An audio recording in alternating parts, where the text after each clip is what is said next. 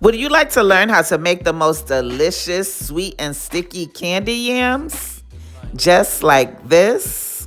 You would? Good. Because in this episode of the Lisa D's Delight Show, I'm going to show you how to do it. Lisa D Delight. Let us begin with a pot on high heat, water, and clean sweet potatoes in the pot. Your exact ingredient list and measurements and such will be in the description box below. I would suggest boiling your potatoes before you peel them. Boiling them first just makes them easier to peel. So you would boil them for about 20 to 30 minutes, depending on the size of your potatoes. But you don't want to fully cook them here because they're going to continue to cook in the oven. So you just want to get them soft enough that the skin comes off easily. Like you should not be able to easily pierce it all the way through with a fork. See, like the skin just comes off so much easier when you boil the potatoes first or partially boil them. And they're also easier to slice. Just slice it up just like so. Try your best to slice them in even size slices so that when they're in the oven, they can kind of cook evenly. But before we put them in the oven, let's make some candy glaze. Add 1 stick of butter to a frying pan on medium-low heat. And then add in some brown sugar and some maple syrup.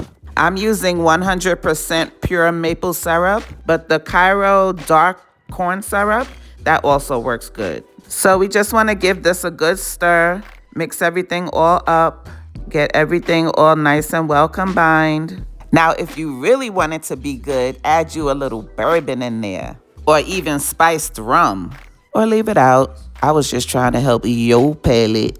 Now let's add some orange juice to the party, as well as some cinnamon. Fresh squeezed orange juice as well as some orange zest would be best, but I didn't have any. Also add in some nutmeg, not too much, a little goes a long way. And add some vanilla extract. And a little bit of ginger paste. But that's optional, child, since you think you grown. Also add a pinch of salt and then give it a good stir. Reduce the heat to a simmer and just keep stirring it periodically. The glaze will thicken up as it simmers.